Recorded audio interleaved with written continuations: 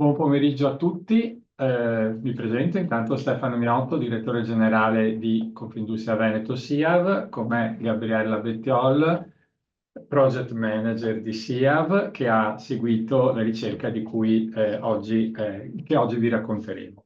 Allora, questa ricerca, questa attività è stata finanziata da fondi Rigenti e proprio a brevissimo passerò la parola al presidente di Fondi Rigenti. Fondi Rigenti sostanzialmente sostiene queste ricerche perché dà in carica in qualche modo dei soggetti sul territorio di verificare quali siano le competenze manageriali necessarie per affrontare una serie di temi.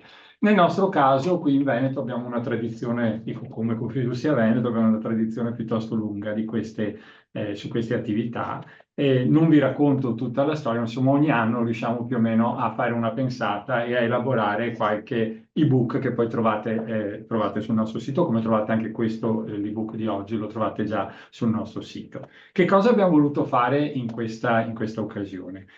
Sostanzialmente questa ricerca è molto collegata alla ricerca precedente. La ricerca precedente è andata a investigare come le aziende si collocano su nuovi settori, su nuovi cluster. E lì abbiamo proprio affrontato il cluster dell'aerospazio, il cluster dell'idrogeno. Confindustria Veneto gestisce una decina di cluster regionali, tra cui appunto quello dell'aerospazio e sta animando quello dell'idrogeno, e quindi sembrava abbastanza interessante e abbastanza, diciamo, sinergico provare a capire cosa stesse succedendo in quei cluster, in quelle aziende, anche in termini di competenze manageriali. Lì abbiamo cominciato a fare questa attività, ma in questa ricerca qui abbiamo provato proprio a allargare ulteriormente il campo, andando proprio su quelle che sono le competenze, anche con un obiettivo di poter elaborare un prodotto formativo che potrà essere poi alla fine di questo progetto erogato a favore di imprenditori e manager, perché in un'epoca di cambiamenti così veloci riuscire a capire che cosa si debba fare sia a livello di competenze individuali, ma sia a livello, diciamo, di osservatorio in qualche modo, di disporre di un osservatorio dei cambiamenti e sapere più o meno dove andare a cercare anche a livello locale questi cambiamenti è ovviamente fondamentale. E quindi insomma ci siamo cimentati in questa ricerca che dopo vi racconteremo e speriamo insomma che possa essere interessante. Abbiamo parecchi iscritti, quindi questo almeno cioè, abbiamo una fiducia iniziale da parte dei manager che sono qui a questo incontro. Questo seminario segue un laboratorio che è stato effettuato presso il COA con i manager proprio per avere sostanzialmente una serie di input rispetto ai diversi scenari che stiamo vedendo, che abbiamo raccontato. È il primo di due, ce ne sarà un altro sempre entro il mese di maggio, poi ci sarà la conclusione con un incontro stavolta in presenza che verrà fatto presso la Fondazione Cuova agli inizi di giugno, ma comunque vi manderemo l'invito. Io ho introdotto velocemente, avremo modo poi di parlare e di confrontarci. Vi descrivo velocemente l'agenda. Saluti istituzionali e adesso appunto con il presidente di Fondi Rigenti Marco Bodini e il presidente di Federmanager Venezia e vicario regionale Mario Merigliano. Poi avremo un cambio di programma, passeremo subito la palla a Giulio Mandruzzato, che è un manager di un'azienda manifatturiera, ma lui ce la racconterà. Poi avremo invece una descrizione della ricerca che sarà fatta da Gabriella Bettiol e Salvatore Garbellano. Infine passeremo la parola a Matteo Paggin e poi le conclusioni da parte del direttore generale di Fondi Rigenti, Massimo Sabatini. Io mi taccio perché penso sia molto interessante sentire cosa hanno da dirci i diversi relatori e passerei la parola come d'agenda direttamente al presidente di Fondi Rigenti Marco Bodini, ringraziandolo molto sia per la partecipazione a questo incontro, ma anche per il rapporto che si è creato e per quello insomma, che stiamo facendo insieme. Grazie Presidente. Grazie a tutti, grazie a dottor Miotto e alla dottoressa Bettiol perché sono sempre promotori proattivi di argomenti. Sul tema degli ecosistemi, dell'open innovation, chiaramente sia Federmanager sia Confindustria hanno notato la possibilità di approfondire questi temi e noi come Fondi Rigenti, proprio grazie anche al lavoro instaurato con Confindustria Veneto Est, abbiamo deciso di portare avanti questo progetto. Io lo vedo un progetto molto interessante per un motivo. Mi metto nei panni delle PMI che lavorano in maniera tradizionale, che hanno l'ufficio tecnico e sono spesso vittime delle loro gelosie dei silos interni.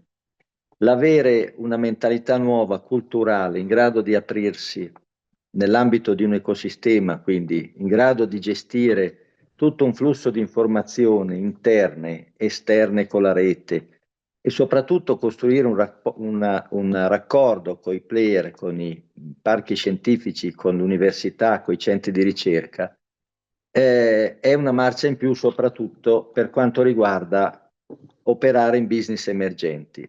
L'innovazione è velocissima. Questi centri nati in tanti casi da una visione lungimirante da parte degli istituti pubblici anche, hanno bisogno delle aziende perché le aziende danno idee concrete e per i giovani la possibilità da una parte teorica di applicarla subito alla parte pratica. E poi per le aziende il fatto di trovare poi questi giovani che poi inseriscono e quindi è tutto un volano che si autoalimenta. Per cui, secondo me, soprattutto per le PMI, e vengo alla ricerca, consente di avere un'idea di un mondo che si può approcciare e dal punto di vista delle competenze, poi, se guardiamo dal punto di vista dei manager, l'analisi di questo ruolo di manager, mi è piaciuto il termine connettore, cioè un manager in grado di connettere con l'esterno, con l'interno, ma soprattutto all'interno, perché poi queste idee o queste start-up che velocizzano poi il processo di innovazione, perché sono libere da lacci e lacciuoli, consentono poi veramente di applicare la ricerca in maniera più diretta, ma certamente rompendo certi equilibri. Io conosco il mondo del PMI, vengo da Brescia. Io penso che questa ricerca poi possa essere ulteriormente utilizzata in altri territori, proprio perché c'è l'esigenza di un cambio di mentalità, che non è facile, perché è sempre una faccenda, soprattutto a livello di innovazione, di gelosie interne. Però in questo modo può veramente aprirsi tutta una serie di collaborazioni che cambiano, potrebbero cambiare la prospettiva di un'azienda. Quindi mi fa piacere il fatto che ci sia una buona partecipazione, ma soprattutto io dico per chi partecipa la possibilità di confrontarsi, di sentire idee nuove e di creare questo network, che è questo network di scambio su cui parlavo anche nei giorni scorsi col dottor Miotto, è sicuramente foriero di ulteriori idee, visto che voi ogni anno, come avete detto, cercate di inventarne una. Quindi io penso che questa sia, è vero, la prosecuzione di quella dello studio dell'idrogeno e dello spazio, che stiamo utilizzando anche in altri territori e che è piaciuta molto, ma questa ricerca veramente sarà importante per le PMI per un cambio di mentalità. Quindi grazie della partecipazione e buon lavoro. Grazie mille Presidente. Sì, l'ambizione è un po' quella di provare a supportare questi cambiamenti incredibili e supportare le aziende cercando di dare delle direzioni sia in termini di comportamenti individuali sia in termini di ecosistema, dove andare a vedere, che cosa andare a vedere, perché appunto li stiamo vivendo questi salti di filiera e stiamo vedendo delle aziende che lo stanno realmente facendo e quindi è molto interessante raccontarlo alle altre sperando che poi ci sia uno spirito di emulazione. Quindi grazie come sempre per il E, tan- contributo. e tante aziende non sanno come fare. Come dice lei, l'emulazione, il fatto di trovarci, il fatto di parlare, il fatto di crea poi un volano. Esattamente, proprio così. Bene, Grazie, grazie grazie. ancora. Passo la parola al presidente di Federmanager Venezia, Mario Merigliano. Grazie Mario per la partecipazione a te. Grazie, grazie e buona giornata a tutti. Ecco, sono particolarmente onorato di partecipare a questa apertura di un nuovo ciclo di formazione per i colleghi dirigenti e ovviamente non solo per i dirigenti, ma anche per tutti i responsabili di impresa in questa delicata, diciamo, evoluzione di questo processo formativo. Ecco, non a caso, anche oggi i temi citano tutti la parola competenze. Competenze, competenze. Sono tre interventi tutti con la parola citata di competenze. Competenze necessarie ai manager, ai colleghi dirigenti nel loro ruolo di soggetti, veri e propri soggetti attuatori del processo di trasferimento scientifico e tecnologico nel sistema produttivo. Quindi l'attesa e l'augurio da parte nostra è che ne possano trarre beneficio tutti coloro che operano nel sistema manifatturiero del Veneto, a livello soprattutto, come è stato detto, anche di piccole e medie imprese, che sono, diciamo, anche quelle che devono affrontare la sfida più difficile e anche mettendo in campo le risorse dei Davide contro i Golia. Chi è Davide lo sappiamo, chi è il Golia è il gigante che bisogna affrontare nella sfida di questa nuova situazione. Ecco, quindi grazie da parte nostra. Cercheremo, nell'interesse soprattutto di colleghi, di incentivare al massimo la loro partecipazione, perché è quanto mai importante per il loro stesso futuro e per il benessere dell'attività delle imprese nelle quali loro danno il proprio contributo. Grazie e buon lavoro a tutti. Grazie mille Mario, grazie anche per il sostegno che Federmanager Veneto e Venezia ha sempre dato alle nostre attività e anche per la diffusione. Allora, come vi avevo annunciato, cambiamo un attimo l'agenda e quindi io chiedo a Giulio Mandruzzato di collegarsi. Eccolo qui, ciao Giulio, buon pomeriggio. Buongiorno, grazie. Allora, Giulio è manager, è stato manager in più aziende, con lui fra l'altro, lui anche è ancora nel board di una delle reti innovative regionali, che qua si chiamano così, ma sono cluster, quello sull'automazione industriale, quindi insomma è un manager dell'innovazione, non solo, ma insomma che conosce e ha visto da vicino abbastanza e sta vedendo questi incredibili cambiamenti. Allora, da questo punto di vista abbiamo ritenuto di invitarlo, di coinvolgerlo per avere un po' la sua visione di quello che sta succedendo e di quello che e che cosa bisogna fare anche da parte di un manager, quali sono le competenze, gli atteggiamenti, le modalità con cui si affrontano queste sfide. Grazie ancora Giulio, a te. Grazie, intanto ringrazio il dottor Minotto e la dottoressa Bettiol per questa opportunità, perché ritengo che questo sia un tema oggi estremamente importante, molto attuale, e mi rifaccio a quanto appena detto anche dai due colleghi precedenti, perché posso confermare che venendo comunque da una storia in cui negli ultimi anni mi sono particolarmente occupato anche di innovazione, in questi anni fare innovazione è diventata una professione abbastanza complicata. Le aziende oggi non basta più nell'azienda avere le competenze specifiche e le conoscenze specifiche di quello che si fa, perché il contesto è diventato molto più complesso. Oggi è richiesto di avere, anche se sembra banale dirlo, ma bisogna avere una grande conoscenza del proprio mercato, una grande conoscenza dei propri clienti, bisogna saper interpretare, ma soprattutto capire quali sono le esigenze che arrivano da fuori, quindi guardare verso gli stimoli esterni. Spesso, e questo lo dico perché noi abbiamo un tessuto industriale composto prevalentemente da PMI, e la tendenza interna storicamente è sempre stata quella di guardare verso se stessi e proporre qualcosa verso l'esterno. Non è un male, però bisogna avere comunque uno sguardo dall'esterno verso l'interno, perché le velocità a cui oggi cambia il mercato e le esigenze dei clienti sono veramente imponenti. Sono cambiate molto e oggi bisogna avere la capacità di virare la barra e cambiare direzione veramente in fretta. Quindi è chiaramente essenziale avere una grande conoscenza di se stessi, avere le competenze specifiche interne per riuscire a fare l'innovazione. Ma oggi è richiesta anche una grande capacità di analisi, una grande capacità di riuscire a guardare verso l'esterno e, in quanto manager, anche una grande capacità di riuscire a unire risorse diverse, perché non basta più essere competenti solamente in una cosa, ma oggi bisogna raccogliere competenze su più campi.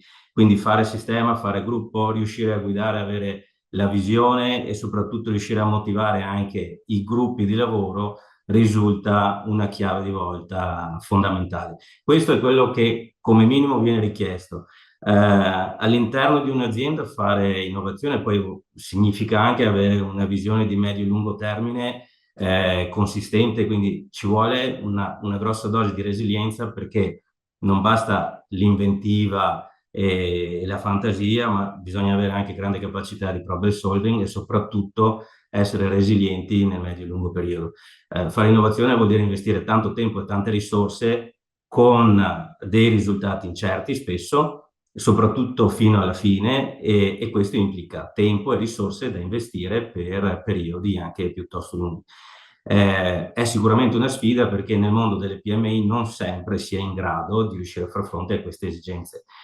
Qui nasce la necessità anche di riuscire a lavorare all'interno di cluster o di reti, di fare sistema, perché il modo di lavorare diciamo egocentrico, in cui si pensa di riuscire a fare tutto da soli, purtroppo oggi funziona meno rispetto a una volta. Oggi invece all'interno delle aziende non si ha spesso la capacità di avere tutte le risorse che servono, perché sarebbe quasi impossibile, perciò quello che vi manca assolutamente lo devo andare a cercare fuori. Lavorando nei cluster, nelle reti e comunque facendo sistema anche con altre realtà, si riesce a sopperire a quelle che sono le deficienze naturali che esistono all'interno di un'azienda, e quindi l'economia di scala in questo caso la si fa utilizzando il know-how che può venire da fuori, e quindi non devo investire io in prima persona per crearmi un know-how specifico, ma vado ad utilizzare quello che posso recuperare da qualche altro soggetto, il quale l'ho già sviluppato e che lo può condividere con me. Questo diventa di vitale importanza se io poi voglio riuscire ad essere di successo in quelli che sono i miei processi di innovazione. Quindi è essenziale riuscire ad imparare a lavorare anche assieme ad altri soggetti, non più da soli, e tanto più quindi avere delle persone che riescono a creare il sistema, quindi a creare il gruppo e a guidare tutte quelle che sono le attività.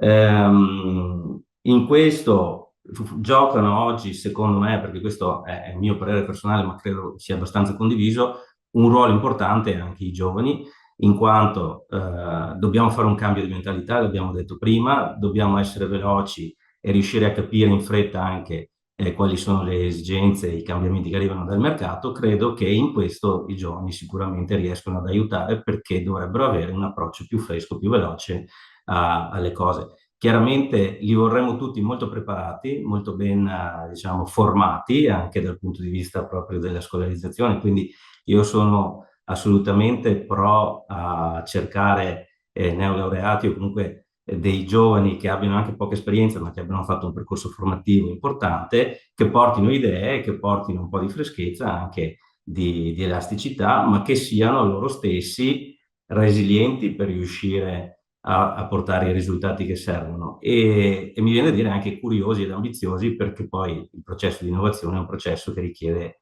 pazienza e soprattutto tanta motivazione per arrivare ad avere i risultati che servono.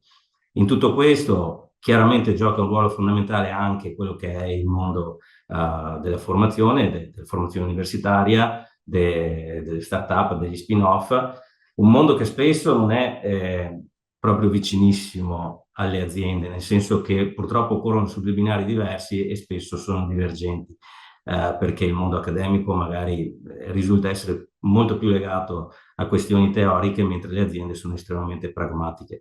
Queste distanze vanno colmate chiaramente, però diciamo che non si può prescindere l'uno dall'altro. Sicuramente vale la pena e servirebbe riuscire a fare un link molto più stretto tra questi due mondi, magari anche con sviluppo di tesi piuttosto che di tirocini o di stage prolungati anche dei giovani nelle aziende, proprio per consentire a loro di inserirsi gradualmente nel contesto e alle aziende a loro volta invece di creare più know-how, più competenze all'interno. Giulio, una domanda, rispetto, cioè noi nel cluster condividiamo, no, la frequentazione in particolare con ingegneria, con l'Università, il Coldei di Padova. Ecco, in questo senso, una domanda anche direttamente, com'è che ti approcci a questo mondo, diciamo, universitario e a quelle che sono, perché anche dalla ricerca emerge, no? Le spin-off e dintorni, cioè quanto uso ne fai, ecco, da determinato modo. Questo dipende molto dalla tematica. Diciamo che ne ho fatto uso abbastanza frequente in alcuni periodi perché, come dicevo prima, molte delle competenze che servono non sono presenti in azienda, bisogna andarle a cercare fuori. Alcune delle tecnologie che magari si vogliono sfruttare possono essere tecnologie che ancora non hanno preso piede in maniera completa o che comunque fanno parte di questi spin-off che escono dalle università. Perciò la collaborazione con questi enti, secondo me, è molto importante. Io personalmente ho avuto molte occasioni e per periodi piuttosto lunghi di collaborare sia con il DEI o comunque con l'università e sia con gli spin-off. Sono state tutte collaborazioni molto importanti e anche fruttifere. Sicuramente oggi diciamo che l'azienda, se non è preparata, fa un po' fatica a relazionarsi con questi istituti proprio perché le mentalità sono un po' diverse. E quindi ci vuole anche la capacità, i manager e le persone con la giusta preparazione e la giusta mentalità per riuscire a mettere insieme queste capacità e a fare poi venire fuori dei frutti, altrimenti si rischia di parlare lingue diverse e non trovare un compromesso, diciamo. Penso che questo consiglio per gli acquisti sia abbastanza importante. So che tu lo fai, per quello te l'ho chiesto Sì. apposta, ma effettivamente questo è un tema, cioè bisogna essere preparati per affrontare questi nuovi mondi, diciamo, questi mondi diversi, perché se stai dentro la supply chain è un discorso, ma se cominci a uscire un po', l'esempio dei salti di filiera che si diceva prima, sono esempi. E tu devi essere preparato, non è una cosa che si può fare perché cambiano i linguaggi, cambiano le modalità di approccio e se non sei abituato si fa fatica, questo è oggettivo. Esatto, è proprio così. Giulio, io so che hai un impegno, quindi ti ringrazio moltissimo Sì. per il contributo e per tutto. Ci vediamo nei prossimi appuntamenti e poi anche a quello finale al COA e quindi a presto e grazie mille. Grazie mille a tutti e a presto. Ciao Giulio. Ciao. Allora, a questo punto abbiamo sostanzialmente la palla passa a Gabriella Bettiol e Salvatore Garbellano. Ringrazio entrambi, ringrazio soprattutto Gabriella perché non è la prima ricerca che fa in generale in quest'ambito delle azioni strategiche di fondi dirigenti. Sono venute tutte bene e anche questa devo dire che è particolarmente interessante, particolarmente ricca. Insomma, Gabriella è una che ha sempre studiato tanto e studia tanto e si vede, ecco, e quindi le passo con piacere la palla. Eccola. No, grazie a tutti. Ma più che studiare, diciamo che mi piace anche un po' provocare, no? Nel senso che sarebbe stato molto più lineare e facile anche per questa ricerca parlare diciamo, dell'innovazione in termini di trasferimento tecnologico, no? E invece non ci siamo accontentati del trasferimento tecnologico, ma abbiamo aggiunto una parolina che si chiama anche trasferimento scientifico, trasferimento di conoscenza. E questo forse uno diciamo, dei driver che ha guidato un po' questa ricerca. Ricerca che parte appunto da un minimo di analisi che adesso in 2 minuti vi presenterò, ma abbiamo fatto riferimento soprattutto al rapporto di Mario Draghi sull'innovazione che invito tutti ad andare a leggere perché mette proprio il puntino sulle i su quelli che sono i deficit europei e quindi anche italiani in termini proprio di fare innovazione in senso evoluto, chiamerei, no? Quindi non solo trasferimento tecnologico. Poi quello che abbiamo concordato con fondi dirigenti è andare a declinare in termini di competenze manageriali necessarie per andare verso questo indirizzo e questo l'abbiamo fatto non soltanto guardando alla letteratura ma andando a cogliere e costruire 15 storie manageriali, quindi 15 manager non solo delle aziende ma anche dei competence center hanno collaborato per darci indicazioni sulle aspettative in termini di competenze e abbiamo fatto il laboratorio manageriale al cuore per vedere se avevamo colto o c'era ancora qualcosa di più. Tutto questo poi dovrebbe andare come indicazione anche innovativa per un modello di formazione dei contenuti di formazione che poi il Fondirigente può utilizzare per le proprie attività, diciamo, ecco qua, no? Per le proprie attività di erogazione, no? Anche dei contributi. Allora, andando velocemente sul discorso delle analisi, io ho detto, abbiamo guardato molto al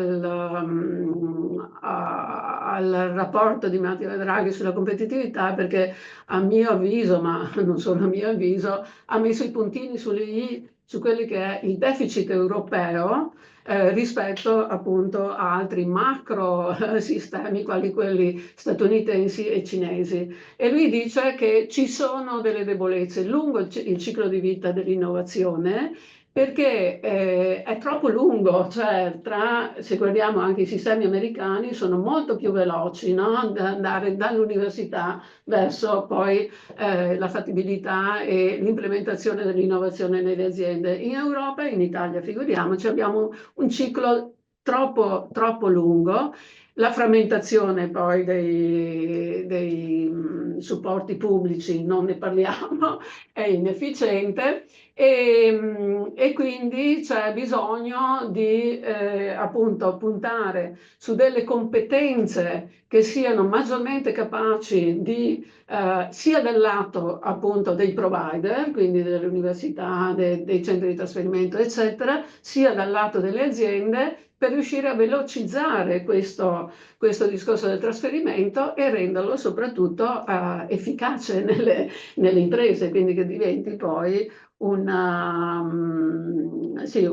trasferimento trasferito e quindi che poi porti a una maggiore competitività e redditività delle aziende, un inserimento su processi molto più maturi diciamo, sia nell'agire nei settori maggiormente innovativi, ma anche a entrare in quei sistemi collaborativi che stiamo vedendo anche aumentare in Veneto e che stanno portando dei buoni risultati da questo punto di vista. Quindi lui suggerisce, e questo secondo me è un bel suggerimento anche per Fondirigenti, di usare strumenti poi di intelligence sulle competenze e quindi non farvi spot, ma cercare anche con le nuove tecnologie informatiche, eccetera, di istituire proprio dei sistemi di intelligence sui fabbisogni.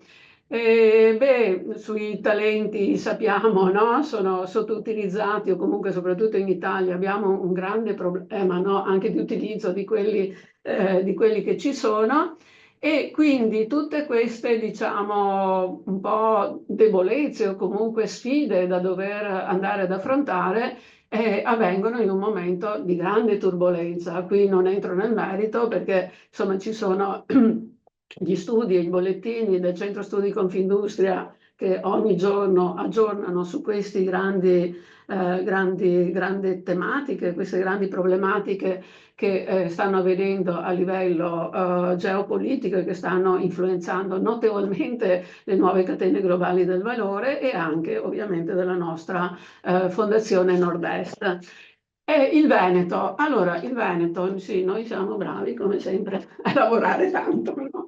Però se andiamo a vedere poi, no, nella costruzione del PIL nazionale, il Veneto non è tra le prime regioni perché contribuisce per una buona percentuale, però appunto la formazione del contributo al PIL nazionale è formato poi da retribuzioni che sono inferiori alla media nazionale. Cosa vuol dire questo? Che non abbiamo poi quelle competenze alte che ci permettono anche di agire in termini più forti, più risolutivi dell'ingresso dell'innovazione e dell'efficacia dell'innovazione nelle imprese.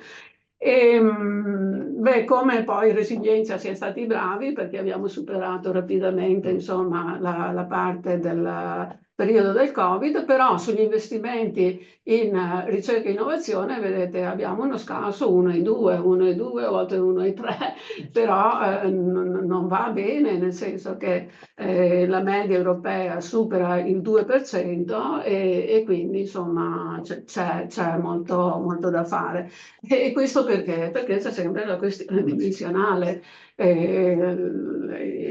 Diciamo che gli studiosi bravissimi dell'Ufficio Statistica del Veneto hanno analizzato molto bene, no? Questo discorso della questione dimensionale anche in rapporto proprio al sistema dell'innovazione.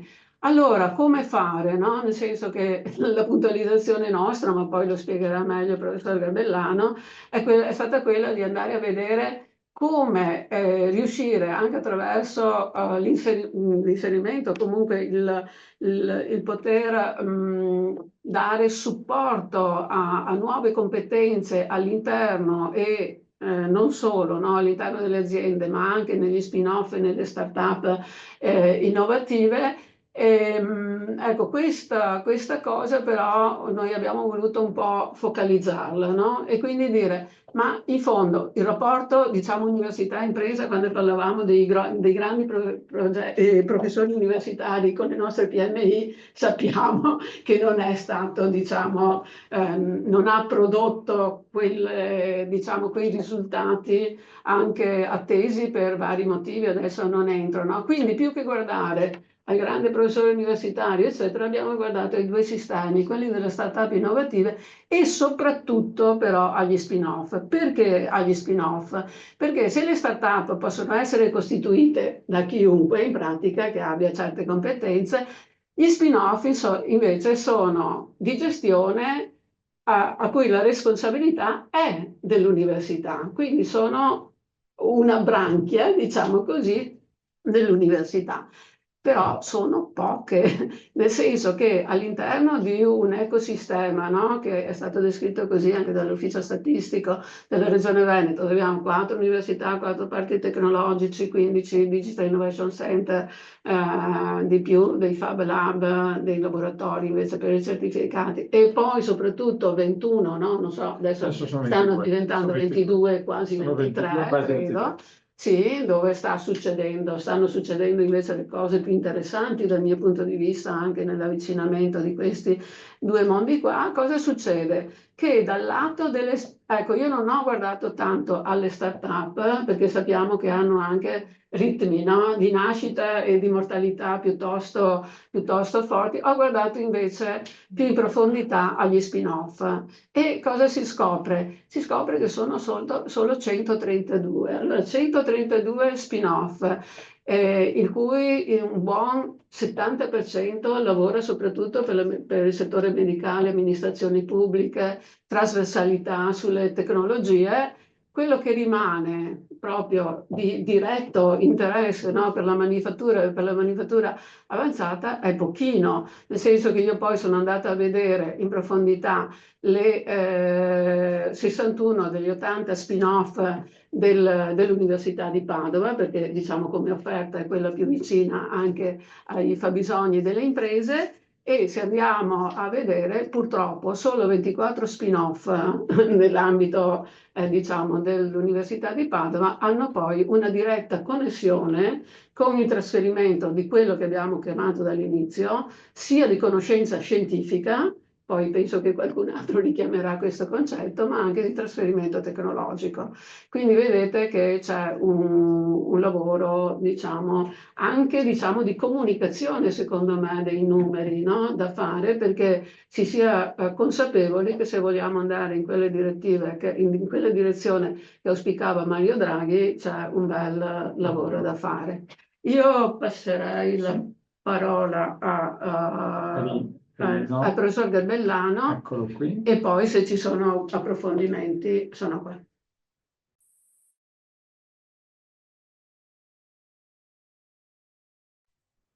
Grazie a tutti, grazie Gabriella, grazie. Io volevo così proprio riconnettermi, iniziare a parlare riprendendo due concetti, no? esposti molto bene dal presidente Bodini e da Mandruzzato, proprio, no, l'importanza delle relazioni, l'importanza delle connessioni. Ecco, se possiamo vedere la prima slide, no? Quello che noi, sì, Un attimo, arriva. sì. Ecco, quello che noi abbiamo fatto è proprio quello di creare una mappa delle possibili relazioni.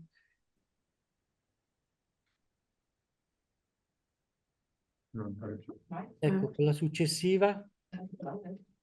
Sì, arriva. Eccolo Questa. qua, quella Sì, successiva. scusa, eccola qui. Ecco, vedete questa mappa delle possibili relazioni, no? Qui nel lato sinistro della slide sono tutte quelle cose che diceva molto bene il nostro presidente Bodini, no? Diceva l'importanza della collaborazione all'interno delle aziende, che non è soltanto tra le unità organizzative, ma nella nostra analisi abbiamo trovato anche l'importanza delle relazioni, no?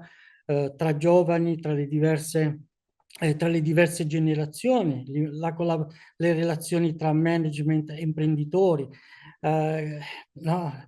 Andare per esempio a vedere anche le relazioni tra l'azienda e le imprese che sono state acquisite nei processi di crescita, le sedi estere. Ecco, tutte queste sono in realtà delle relazioni che non sempre sono state sufficientemente sfruttate, sono state utilizzate dalle aziende, anzi spesso, come si diceva prima, costituiscono momenti di attrito, momenti di conflitto. Ecco, e più ci spostiamo, no, verso il lato destro, vedete anche la ricchezza, no, verso degli ecosistemi, no, che vanno dai centri di eccellenza tecnologico, dalle start-up, dalle spin-off, dalle università, alle aziende delle filiere che appartengono alle filiere, ai fornitori, perché no, anche ai competitori e non ultimo ai clienti. Ecco, quello che noi stiamo proprio vivendo è che proprio oggi fare innovazione, come si diceva prima, vuol dire non soltanto lavorare all'interno, ma anche aprirsi verso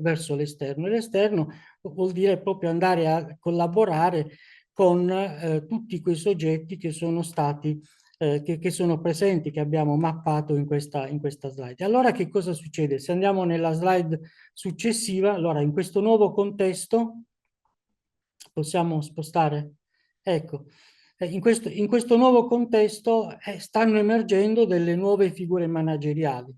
E queste nuove figure manageriali, no, le abbiamo chiamati i manager che operano negli ecosistemi della nuova conoscenza, oppure, se vogliamo utilizzare la bella espressione utilizzata da Bodini, no, sono i manager connettori sia verso l'interno sia verso l'esterno. Ecco, allora quali sono le responsabilità più significative di queste nuove figure manageriali? Intercettano le tecnologie emergenti, ma anche i trend, no, di mercato dei clienti, le esigenze future dei clienti, selezionano in modo coerente i partner, no, rispetto alle strategie e ai valori aziendali, ma poi non si limitano soltanto a guardare verso l'esterno e quindi a portare idee all'interno, ma spesso sono responsabili, quindi guidano i progetti per incorporare la nuova conoscenza, innovando processi, prodotti, talvolta, no, implementando, formulando strategie di servitizzazione, proprio per incorporando quindi la nuova conoscenza, no, nella vita, no, delle imprese. Quindi intercettare, selezionare, guidare i progetti per incorporare la nuova conoscenza, e vedete come questi ruoli oggi stanno avendo una crescente rilevanza strategica, no? E l'abbiamo visto anche prima: innovation manager, responsabili di tecnologie, responsabili di ricerca e sviluppo, project manager, imprenditori, e talvolta sono anche figli degli imprenditori. Dobbiamo anche ricordare come questi aspetti sono di grande importanza. E se andiamo nella slide successiva, ecco, questi manager connettori, questi manager che operano all'interno degli ecosistemi della conoscenza, devono gestire questi 4 aspetti. Non è più soltanto gestire l'interno delle aziende con tutte le difficoltà che si diceva prima, non è soltanto gestire, no, le attività quotidiane, ma poi bisogna iniziare a lavorare sul presente, ma avendo un'ottica futura. Se vogliamo costruire il futuro, dobbiamo lavorare sin da adesso. E per lavorare sul futuro, su creare un futuro possibile per le imprese, bisogna proprio operare negli ecosistemi con i soggetti con gli ecosistemi. E qui non si tratta più di fare una scelta o l'uno o l'altro, no, ma bisogna avere proprio una visione d'insieme in cui bisogna avere la capacità, il management deve avere la capacità, no, di trovare un equilibrio, di trovare coerenze, o se vogliamo utilizzare un'altra espressione, no, tensioni positive tra interno e esterno, no, tra presente e futuro dell'azienda. Ecco, e se andiamo ancora, se saltiamo la slide successiva, andiamo in quella, andiamo davanti, ancora avanti, per favore. Che cosa abbiamo fatto? Di fronte a questo, di fronte a questo, di fronte a questo, a queste nuove sfide, no, manageriali, come diceva prima la dottoressa Bettiol, abbiamo intervistato, abbiamo fatto le 15 interviste manager veneti, abbiamo individuato le traiettorie tecnologiche, perché le traiettorie tecnologiche hanno una grande influenza, l'abbiamo scoperto, sulle competenze manageriali, ma su questo consentitemi di rinviare all'intervento del professor Faggin, di cui abbiamo intercettato un articolo molto interessante, quindi lo ringrazio ancora, quindi sarà lui a parlarne. E poi naturalmente, no, abbiamo anche fatto riferimento agli studi, all'accademia, perché è importante proprio mettere insieme questi aspetti. Allora, mettendo insieme tutte queste cose, no, abbiamo tentato di sviluppare un modello delle competenze emergenti in contesti, come si diceva prima,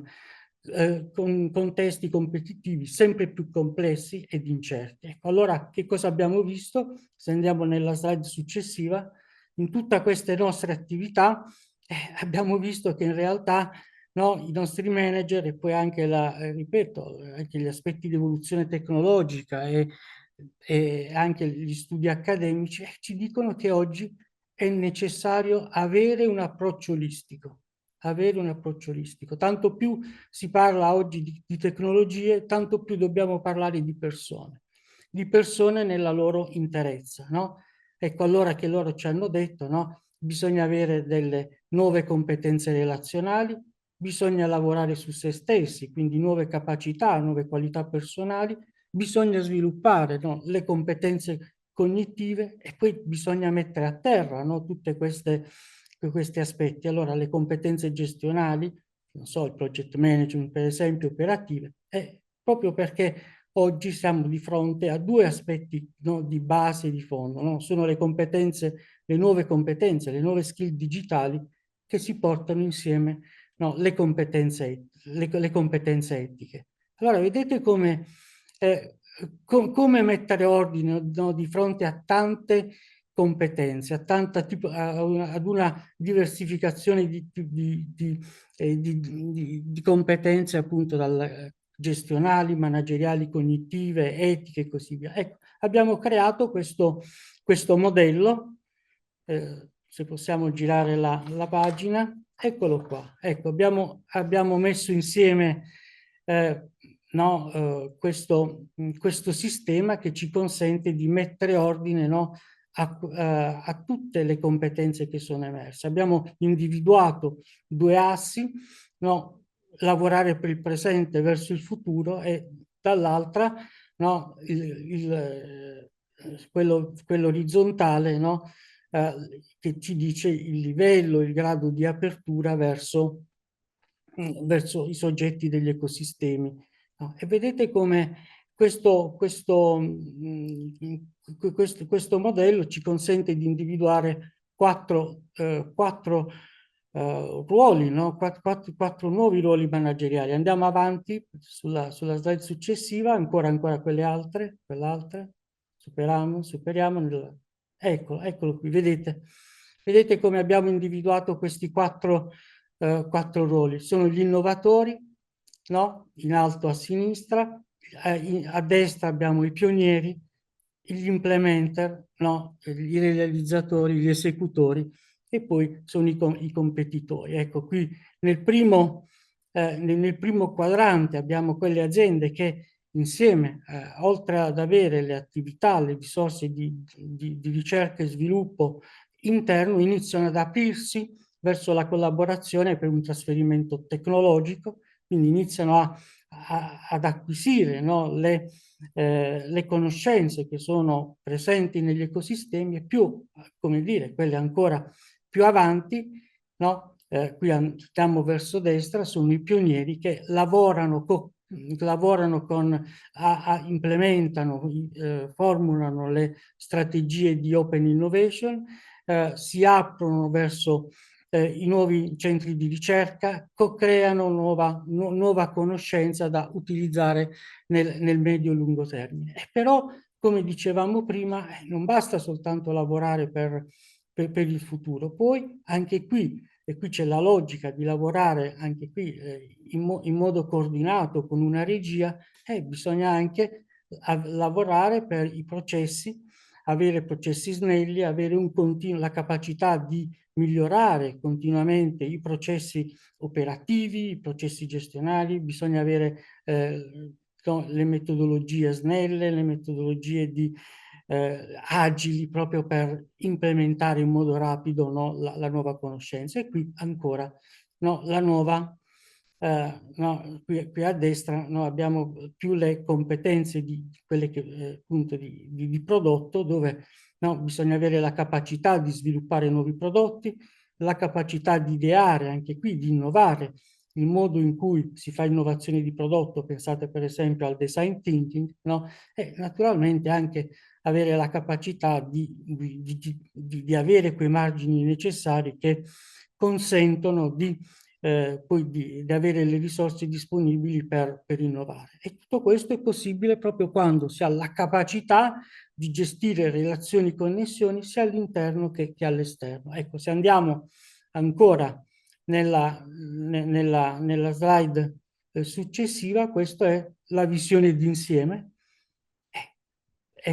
cui occorre aggiungere proprio quello che dicevo prima, no? Attenzione, sono importanti le competenze di processo, sono importanti le competenze di prodotto, sono importanti, no, le nuove competenze di trasferimento tecnologico, di acquisizione tecnologico e dei foresight, no? E quindi di vedere il futuro. Però attenzione, questo ce l'hanno detto tutti i nostri manager, proprio perché così c'è questo grande cambiamento, anche il management deve avere la capacità di di ripensare il proprio ruolo e quindi di gestire la propria crescita personale.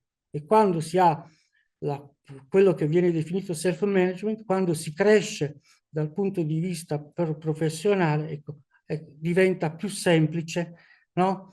Avere la capacità di gestire in modo nuovo, in modo innovativo, favorendo il pensiero critico, favorendo il sorgere di nuove idee, proprio quei team che poi sono importanti proprio per acquisire, no? Per far incorporare la nuova conoscenza all'interno delle imprese. E non ultimo, ma ugualmente importante, l'abbiamo visto, creare e gestire relazioni col territorio. Questo è un aspetto critico nella nostra ricerca nelle 15 interviste che abbiamo fatto. Bisogna dire le cose come stanno.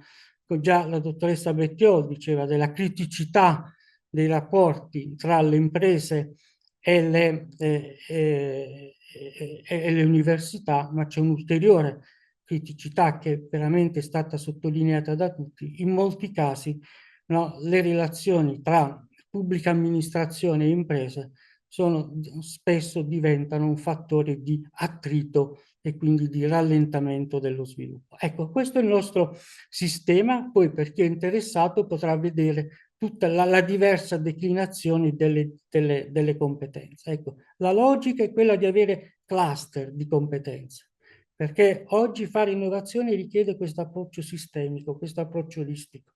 Ecco, questo è il messaggio che ci tenevo a condividere con voi. Poi naturalmente se ci sono domande ben volentieri, ma poi, ripeto, c'è tutta la scansione, c'è tutta la declinazione delle competenze. Grazie Rino, mi sembra che tu abbia fatto un'ottima sintesi, cioè, mi sembra una cosa bella complessa comunque come sfida, così anche Ma guardando i grafici, insomma, cioè, è vero che l'intelligenza artificiale aiuta, però insomma, mi pare che per un manager la vita si sia fatta un po' più dura, insomma questa è la sensazione che ho. È stimolante perché è tutto nuovo, cioè ci sono ambiti davvero completamente diversi, c'è un cambiamento incredibile che bisogna attuare. Comunque invito i partecipanti a dare un'occhiata, magari come dicevi tu, oltre alle slide che vi condividiamo, ma anche all'ebook dove tutti questi temi sono adeguatamente approfonditi, quindi penso che siano di grande interesse. Poi comunque avremo altre occasioni per condividerli. Quindi grazie ancora. E a questo punto passerei, abbiamo sentito un manager della manifattura, adesso invece andiamo verso l'ecosistema dell'innovazione, per farla grande, in particolare di quella digitale. Matteo Faggin è un amico, è direttore del Competence Center SMACT, che è il Competence Center Triveneto, e siamo tra l'altro coinvolti assieme in un progetto PNRR, EDIC, insomma, proprio sui temi per favorire la digitalizzazione delle imprese attraverso servizi, quindi sono proprio servizi finalizzati a migliorare in qualche modo la digitalizzazione delle imprese. Stiamo appunto lavorando insieme a questo progetto, quindi Matteo, la domanda, hai sentito fino adesso un po' l'analisi anche degli altri relatori, di Gabriella Di Rino e la visione della manifattura. Tu hai a che fare al tuo interno, hai aziende che forniscono provider di servizi, hai l'università, quindi la tua domanda è cosa dovete fare voi da un lato e dall'altra parte come vedi il mondo, quello diciamo tradizionale che è per lo più insomma costituito, i nostri clienti sono per lo più costituiti da questo mondo. Quindi grazie per essere qui, a te. Grazie a voi, grazie Stefano e Gabriella e grazie ai relatori. E se posso chiosare sull'intervento del professore, io da umile ingegnere, perché professore non sono, e manager a mia volta, sono spaventatissimo dalla quantità di cose che bisogna saper fare secondo le vostre slide. Riconosco che in parte le faccio per mestiere, ma riconosco anche di non saperle fare e che la sfida è tutta in salita. E vengo al punto, secondo me, principale dei tanti stimoli che abbiamo sentito, riallacciandomi anche all'intervento iniziale, agli interventi iniziali del professor Bodini, scusate, del presidente Bodini in particolare, e poi in vari l'hanno citato. Il tema della innovazione condivisa, il tema della condivisione delle conoscenze. E quindi, se mi permettete, prima di rispondere alla tua domanda, passo direttamente a questo che mi sembra più centrale. E mi sembra centrale proprio perché a ciascuno di noi, manager e tecnici, viene chiesto di sapere sempre più cose e impararle in modo sempre più rapido e magari dimenticarsi quelle che si sapevano il giorno prima per saltare sulle nuove. E questo non è evidentemente fattibile. Non lo è per la piccola impresa, dove l'ingegnere, se c'è, o il manager, se c'è, deve anche pensare a fatturare, produrre, chiudere il bilancio, eccetera, eccetera. Non lo è ormai più nemmeno per la grande impresa, che non trova i data analyst quando c'è il picco dei data analyst, no? E via dicendo. Poi questi picchi magari cambiano ogni 2 o 3 anni, e quali sono le professioni più ricercate. In questo senso è diventato necessario aprirsi all'esterno, proprio perché non si hanno in casa le competenze, non si hanno in casa le conoscenze. SMACT è uno dei luoghi in cui si può farlo, in particolare parlando di temi di digitalizzazione. La politica industriale del paese per fortuna ci mette un po' del suo, e quindi anche qualche soldo, diciamo, per facilitare tutto questo. E le componenti che citavi prima, e quindi università da una parte, technology provider dall'altra, e quelli che noi chiamiamo end user delle tecnologie dall'altra ancora, sono 3 entità che devono trovare un punto di mediazione. La dico brutalmente, la mediazione si trova, ma non si trova sempre, non si trova per tutti. Cioè, se penso alle università, che pure sono nostri soci fondatori, e di cui, se vogliamo, sulle cui spalle, se vogliamo, noi restiamo, no? Il famoso stare sulle spalle dei giganti. Noi diciamo spesso, abbiamo un network di 11.000 ricercatori e quindi SMACT può accedere a tutta la conoscenza necessaria per tutti. 11.000 ricercatori però che, come si diceva inizialmente, non necessariamente hanno voglia di lavorare con le imprese. E questo è un tema che va riconosciuto. Se hanno fatto ricercatore e magari in filologia romanza, forse è perché non erano interessati a fatturare. La dico male, ma è così. E quindi una cosa fondamentale del nostro mestiere, parlo per me e parlo per chi lavora in questo spazio di innovazione, è in realtà costruire i rapporti con quel sottogruppo, ampio o piccolo che sia, che può portare valore nell'interazione con le imprese. Bisogna che il ricercatore o la ricercatrice si occupi di temi che siano di interesse per l'azienda e bisogna che sappia o sia disposto a lavorare ai ritmi, ai costi, col linguaggio utile all'azienda. Un incrocio che non è facile. Ora, il gruppo, se partiamo dagli 11.000, si restringe molto, la dico generosamente. Però è una mappatura che è nella testa di chi sta in mezzo a questi network, e quindi di Stefano e di Raffaella, di Gabriella, scusa, per parte loro, mio e dei miei colleghi per parte mia, e quindi diventa strategico, penso, per un manager che invece si affaccia all'innovazione, e che vuole portare innovazione nella propria azienda, a venire a bussare a queste porte, perché trovate già dei legami precostituiti, già testati in qualche modo. E comunque chi può accompagnarvi nel fare quel passo in più che da soli diventa difficile.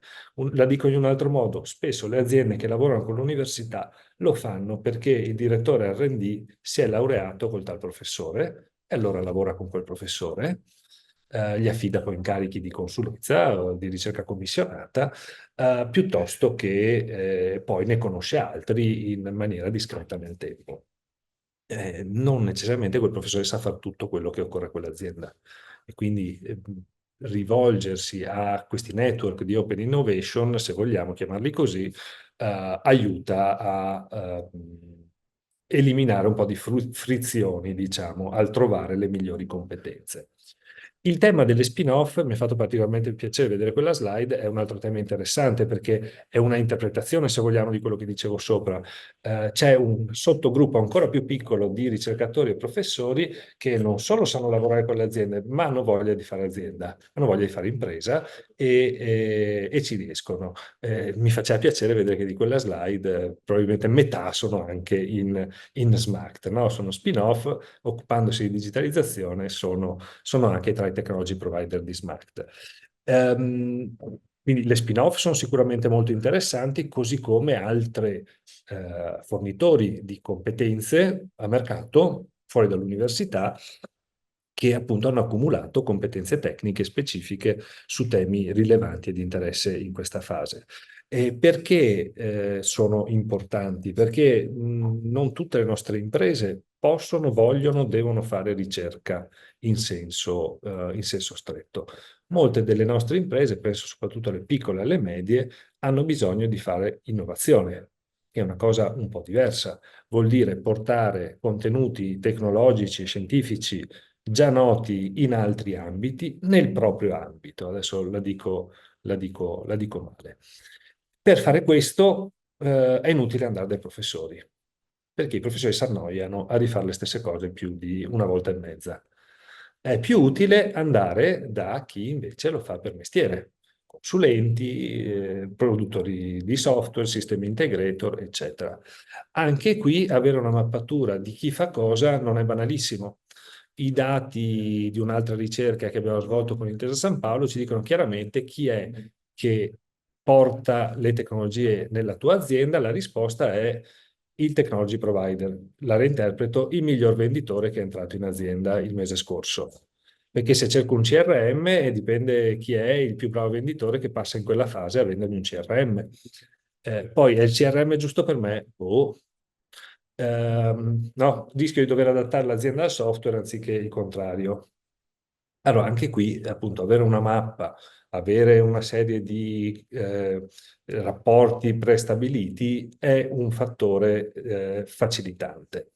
E poi c'è proprio il network, il rapporto umano, vedevamo prima nella slide il cervello e il cuore, è molto importante, crediamo, confrontarsi e anche informalmente, perché ripeto, se dovessimo fare tutto quello che diceva il professore scientificamente e scientemente, non ci sarebbero le ore in un giorno, in una settimana, in un anno per farlo.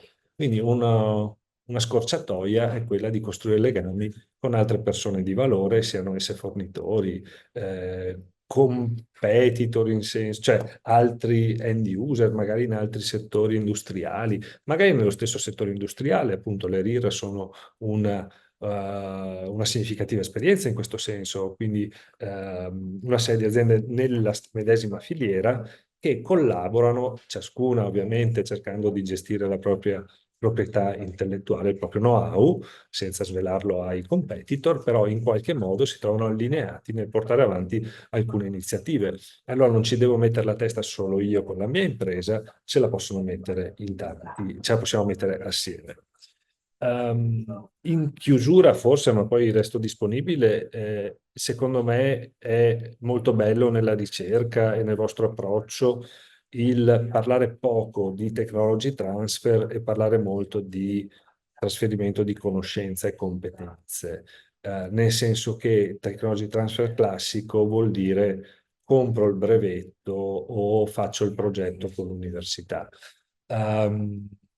Sì, bene, interessante, ripeto, più appannaggio della grande azienda tipicamente che della medio-piccola, di cui pure dico il nostro territorio, e quindi a che mi serve l'università, che mi serve lavorare con gli altri, come faccio a fare il trasferimento che serve a me, piccola media azienda?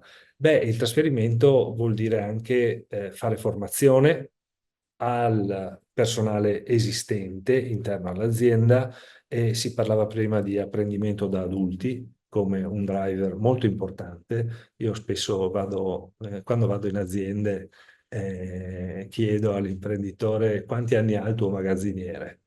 Se il tuo magazziniere ha 40 anni, è inutile che pensi a automatizzare il magazzino se non formi quel magazziniere, no? Perché te lo devi tenere altri 20 anni. Un altro non ne trovi in questo scenario demografico. Quindi lavora su quel magazziniere, perché se no il magazzino automatizzato non lo fai.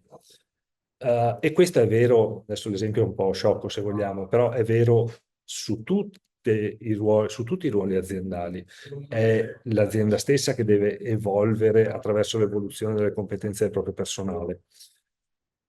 E quindi lavorare con l'università, lavorare con i technology provider, lavorare anche con i professionisti, consulenti, eccetera, a far formazione proprio personale, apre la porta all'evoluzione, all'innovazione in azienda. Così come talent attraction, se ne parla sempre di più, è sempre più un tema aperto, portarsi in casa, e lo si diceva anche prima, giovani altamente formati. È l'ambizione di tutti, non è facile, appunto abbiamo un'ondata negativa demografica spaventosa in arrivo, diventa sempre più strategico riuscire a farlo però. Come mi ha detto qualcuno l'altro giorno, le aziende sono bei fiori, i neolaureati sono farfalle, il fiore deve apparire molto bello perché il campo è pieno di fiori affinché la farfalla vada proprio da quel fiore. Bisogna, ecco, questo sì, imparare a essere più attrattivi verso i giovani. E un altro mezzo per fare trasferimento di conoscenza è proprio fare progetti assieme. Chiacchieravo prima con Gabriele, le raccontavo un progetto specifico, non faccio nomi, che sta portando avanti un'impresa con un dipartimento, un ricercatore universitario, e dice come sta andando il progetto? È un progetto di AI, ok? Quindi stanno sviluppando un algoritmo su un set di dati specifici con l'ambizione di automatizzare, insomma, di generare risposte specifiche per quell'ambito lì. Chiedo all'imprenditore, questa è una media impresa, come sta andando il progetto, fa, ma insomma, in che senso insomma, non è che funziona tanto bene, un po' non abbiamo i dati, un po' i prof, secondo me non... però ci stanno facendo delle gran lezioni sulle AI che neanche a pagarli, no? E quindi contento lo stesso perché anche nel processo di ricerca e sviluppo, che come a volte accade, la ricerca e sviluppo non arriva all'obiettivo predestinato, perché se a ricerca e sviluppo può anche non arrivarci, però anche nel processo di ricerca e sviluppo, se lo si fa in ottica di voler imparare, voler apprendere, c'è la possibilità di farlo, quindi magari appunto alla fine l'algoritmo non è così buono come si sperava, però nel frattempo ci ha spiegato una montagna di cose che abbiamo collettivamente imparato. Grazie Matteo, mi pare che ci sia nella tua testimonianza tanto vissuto, ecco questo posso dirlo, perché insomma abbiamo visioni che penso insomma condividiamo sullo sviluppo, su come si approccia l'azienda, sul rapporto con l'università, su cosa fanno i ricercatori rispetto all'altro mondo delle PMI, sulla PMI e la ricerca, insomma mi pare che hai affrontato un bel po' di argomenti in modo molto lucido, quindi grazie e si vede che ci hai vissuto, ecco. Va bene, allora io ti ringrazio per il contributo Grazie a e voi. siamo alle conclusioni. Saluto Massimo Sabatini, direttore generale di Fondirigenti. Grazie Massimo. Abbiamo sentito all'inizio, aperto questo incontro, il vostro presidente. A te la palla per le conclusioni e grazie ovviamente per la partecipazione. Grazie a te Stefano e grazie insomma, intanto a voi Confindustria Veneto SIAB per aver organizzato questa giornata di oggi pomeriggio. Insomma, ringrazio te e Gabriella insomma, perché il lavoro è come al solito molto ben fatto e anche questi appuntamenti sono ben organizzati, dunque sono ricchi di spunti e di suggestioni. Voglio poi ringraziare il professor Galbellano e il professor Faggin che ha appena parlato, e il dottor Mandruzzato che lo hanno fatto prima, perché insomma ci hanno dato quello che noi cerchiamo sempre da questi eventi, e cioè una visione a 360 gradi per quanto possibile, o comunque la più ampia possibile, di uno stesso fenomeno. E quindi diciamo, già avere la capacità di fotografarlo, esaminarlo, metterlo a fuoco da tutti questi punti di vista, già dà molto il senso della ricchezza che noi andiamo cercando. E naturalmente voglio ringraziare tutte le imprese e tutti i manager partecipanti, non solo quelli che stanno partecipando oggi, ma soprattutto e anche quelli che hanno partecipato diciamo, agli step precedenti del progetto. Lo ricordavate all'inizio del vostro intervento, ci sono state delle interviste mirate che hanno consentito di estrarre dall'esperienza di tanti soggetti un po' il vissuto di diciamo, di questo fenomeno, permettetemi di chiamarlo così, e anche del tipo diciamo, di spunti che possono venire sul versante delle competenze, che è poi quello che, come ricordava anche il Presidente all'inizio, è il nostro punto. Insomma, l'obiettivo che Fondirigenti aveva nel sostenere questo approfondimento era quello di mettere a punto, lo ricordavi anche tu Stefano nell'introduzione, un modello formativo che fosse efficace nella capacità di supportare le imprese e i manager nella gestione delle relazioni dell'ecosistema. Ecco, diciamo, per una volta avevamo voluto mettere l'accento proprio sulla parte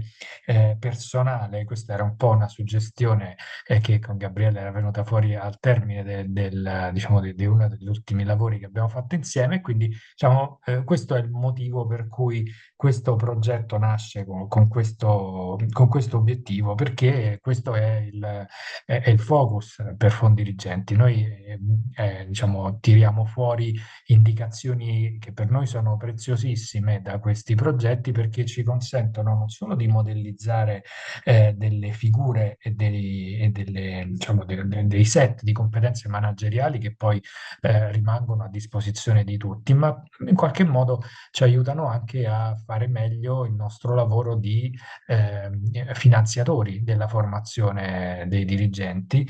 Ricordo che abbiamo, diciamo, ancora aperto un avviso che guarda a molte delle competenze che sono state richiamate oggi. L'avviso si chiude domani, già sappiamo che insomma avremo più domande di quante riusciremo a soddisfarne. Diciamo, l'abbiamo visto dalla lettura della piattaforma oggi pomeriggio, che significa che la domanda di formazione, soprattutto con la dinamica demografica che veniva appena richiamata da Fagin, insomma, la domanda di formazione continua è una domanda crescente, quindi noi ci dobbiamo attrezzare per farla in maniera sempre più efficiente ed efficace.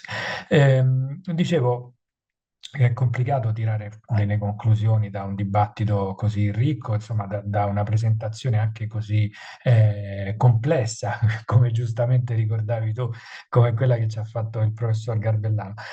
Io diciamo, ho semplicemente mi sono diciamo, appuntato 4 elementi chiave che mi sembra che vengano fuori con chiarezza, sia dal lavoro ma anche dalle cose che sono state dette oggi pomeriggio. Allora, mi pare che alla base del successo di questa esperienza, e quindi dal nostro punto di vista, alla base di quello che ci interessa mettere a fuoco, c'è un triangolo fatto di relazioni tra università diciamo, in questo angolo ci metto anche tutto il mondo del trasferimento tecnologico che gli gira intorno, le imprese, secondo angolo del triangolo, terzo angolo, un management capace di interpretare queste relazioni. Diciamo, le imprese le possiamo interpretare quasi come dei soggetti, cioè hanno quasi una personalità, ma poi ci sono delle persone che in maniera differente dall'una all'altra interpretano il ruolo che l'impresa gli affida. Allora, diciamo così, in questo triangolo sono un soggetto separato, e quindi diciamo, sia perché hanno una loro soggettività, sia perché poi spetta soprattutto a loro, alle singole persone, gestire quei talenti specializzati, che anche veniva appena richiamato da Fagin, attraverso competenze che devono essere insieme soft e hard. Hard perché ovviamente qui siamo in presenza di un sistema produttivo altamente innovativo e specializzato, e quindi ci vuole una, diciamo così, se non una padronanza piena, quantomeno una capacità di essere interlocutore informato, anche nel manager, diciamo così, non legato direttamente alla ricerca, ma pensiamo al manager delle risorse umane. Non è lui che deve gestire l'innovazione, ma è lui che deve saper gestire la relazione con chi quell'innovazione la deve portare all'interno dell'azienda. Quindi competenze tecniche, ma anche competenze soft, come avete detto, competenze di leadership, competenze relazionali e anche, voglio richiamare questo spunto che dava Gabriella, competenze diciamo di relazione con le istituzioni, che tante volte un ecosistema perfettamente funzionante poi magari si inceppa o rallenta proprio nella relazione con soggetti che invece hanno un approccio totalmente diverso come le istituzioni. Quindi, primo punto, la base è fatta di 3 lati e di 3 angoli. Secondo punto, alcune competenze mi sembrano emergenti in diciamo, in questo sistema, e naturalmente le avete richiamate ampiamente, sono legate alla conoscenza, alle relazioni tra i soggetti. Come dicevo, le imprese le considero dei soggetti, diciamo tra virgolette, ma anche alle relazioni tra le persone, quindi alle relazioni tra il manager e le sue persone, e alle relazioni tra le persone tra di loro. Per cui siamo in un ambiente in cui il trasferimento della conoscenza tra le persone, oltre che tra i sistemi, è è proprio fondamentale, e quindi la capacità di relazionarsi è l'elemento chiave. E quindi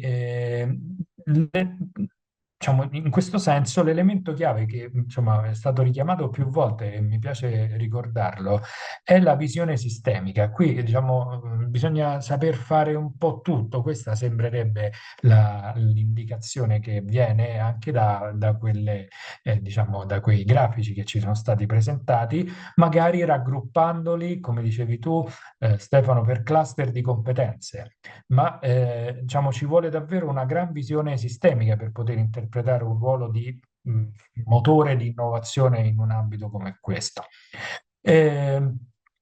Il terzo punto, che stava un po' tra le righe, nel rapporto lo avete messo molto più in evidenza, e a me sembra però importante sottolinearlo ulteriormente. Il modello punta a formare dei manager che devono essere capaci di gestire anche i cambiamenti velocemente inaspettati, per così dire, e quindi quello che richiede è un allenamento continuo alla capacità di intercettare questo cambiamento inaspettato. E quindi il quarto punto, credo che l'apprendimento continuo sia la sfida chiave di questo modello. E quindi, diciamo, se io devo continuamente star dietro agli scartamenti diciamo, dell'innovazione, insomma, la capacità di apprendere continuamente, non solo di apprendere, ma anche di fare apprendere ai componenti del mio team diventa la questione chiave. E quindi la capacità del manager di creare intorno a sé e intorno al suo team un ambiente che sia favorevole all'apprendimento continuo mi sembra la sfida chiave in questo senso. Questo è un filone di ricerca che Fondirigenti sta portando avanti in questo periodo. Anche, e in questo senso ha molto ragione Gabriella quando lo ricordava all'inizio, anche sfruttando la tecnologia. Noi stiamo facendo diversi approfondimenti sul tema delle competenze manageriali legate all'intelligenza artificiale, cercando di capirne verticalmente anche le applicazioni. Oramai, diciamo, sulla teoria, come ci ricordava Fagin, ci sono delle gran lezioni, insomma c'è una competenza di base che peraltro si aggiorna continuamente, visto il velocissimo andamento dell'innovazione. Ma l'intelligenza artificiale è a sua volta anche un mezzo che favorisce l'apprendimento tra le persone, perché permette la creazione di ambienti chiusi in cui condividere informazioni che non devono essere condivise all'esterno, permette elaborazioni su quello, permette di elaborare contenuti che poi diciamo, fanno sedimentare le competenze all'interno di un determinato gruppo. Adesso stiamo per lanciare un progetto legato all'applicazione dell'intelligenza artificiale tra imprese di una stessa filiera, alle prese con la stessa dinamica demografica che veniva ricordata, e quindi con il rischio che alcune competenze, diciamo, che le persone che stanno per uscire hanno, possono perdere. Ecco, tanto per dire come l'invito che ci faceva Gabriella è quella di investire in un'intelligence della formazione sia assolutamente una cosa vitale. Questo è quello che noi chiamiamo manager formatore, è una figura manageriale, se ne coniano tante, insomma questo è un po' il nostro tentativo di dare un contributo originale da questo punto di vista. Gli stiamo dedicando parecchia attenzione. Domani parteciperemo al congresso dell'Associazione Italiana per la Direzione del Personale, andando a raccontare proprio questo, quindi come il manager, non solo l'HR manager, ma qualunque manager, deve avere oramai in testa la funzione chiave che la formazione per sé e per il suo team ha per poter stare dietro all'innovazione tecnologica. Quindi, diciamo così, il vostro lavoro di oggi ci dà un contributo prezioso in questa direzione, la direzione dell'elaborazione di questo modello teorico. Quindi io ringrazio voi e ringrazio tutti i partecipanti per aver partecipato a questo processo, e naturalmente insomma vi do appuntamento all'evento, al prossimo webinar per approfondirlo ulteriormente e poi all'evento conclusivo, perché insomma ecco, un lavoro del genere, come dice sempre il presidente Bodini, bisogna valorizzarlo come si deve. Quindi grazie ancora e buona serata a tutti. Grazie mille Massimo, come sempre sì, le tue sintesi sono particolarmente efficaci, riesci intanto studi, anche tu sei un altro che studia, che legge, e quindi il rapporto te lo sei letto bene, effettivamente hai tratto gli elementi salienti sono proprio quelli che dicevi te. È molto interessante anche il tema del manager formatore, secondo me questo è un tema, e anche del progetto, l'altro progetto che hai raccontato, che state seguendo. Noi andiamo avanti con questo progetto, l'appuntamento prossimo sarà un webinar come questo, e qui vorremmo parlare della formazione, vorremmo fare intervenire anche i giovani, nel senso c'è questo discorso generazionale che insomma c'è sempre, no, tra le righe di questo rapporto, emerge chiaramente, e questo è un altro, quindi vorremmo dare voce sostanzialmente anche a persone che sono giovani, che sono dentro che sono dall'altra parte della nostra barricata, visto che noi non lo siamo più molto. E invece poi ecco, quello finale, ci farebbe veramente piacere che ci fosse una bella presenza, perché lo faremo presso la Fondazione Cuora. Già il laboratorio che abbiamo fatto di sabato qualche mese fa ha avuto una partecipazione davvero numerosa, un grandissimo interesse, e questo ci conferma in qualche modo che c'è questa grande necessità in questo momento da parte di chi guida in questo mare tempestoso con onde che cambiano sempre direzione, la necessità di confrontarsi con gli altri e di fisicamente, diciamo, avere un momento di networking. Quello è un momento molto importante, perché poi da lì insomma, c'è bisogno di capire un po', e per capire è impossibile capire stando sempre nella propria azienda, è necessario avere conoscenze proprio poi utili, come dicevo all'inizio, per potenziali cambi di filiera. Noi li stiamo seguendo, li stiamo monitorando con grande attenzione, e qui è proprio un altro mondo. Questo effettivamente e per arrivare verso questo mondo la prima cosa è capire come sono fatti gli altri mondi, soprattutto da parte di aziende che l'hanno fatto o che stanno provando a farlo. Quindi questa cosa qui, no, di emulazione, lo dicevo prima, è fondamentale. Quindi nell'idea nostra c'è una parte sicuramente di parlo del prodotto formativo finale, sicuramente di capire e di comprendere questi grandi trend emergenti, perché ne vengono fuori anche molto frequenti di continuo, capire bene tutta la parte del comportamento individuale del manager, delle skill diverse che deve avere, del diverso atteggiamento, e qui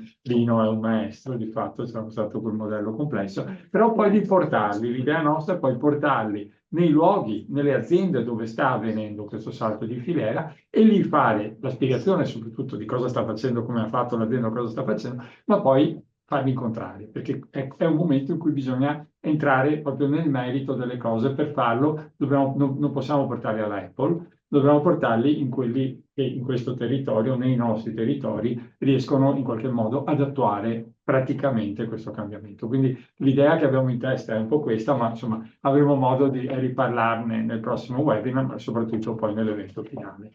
Quindi io concludo ringraziando tutti, ringraziando Massimo ancora per le conclusioni, e ringraziando tutti i relatori, e dandovi appuntamento a breve per il prossimo webinar. 29.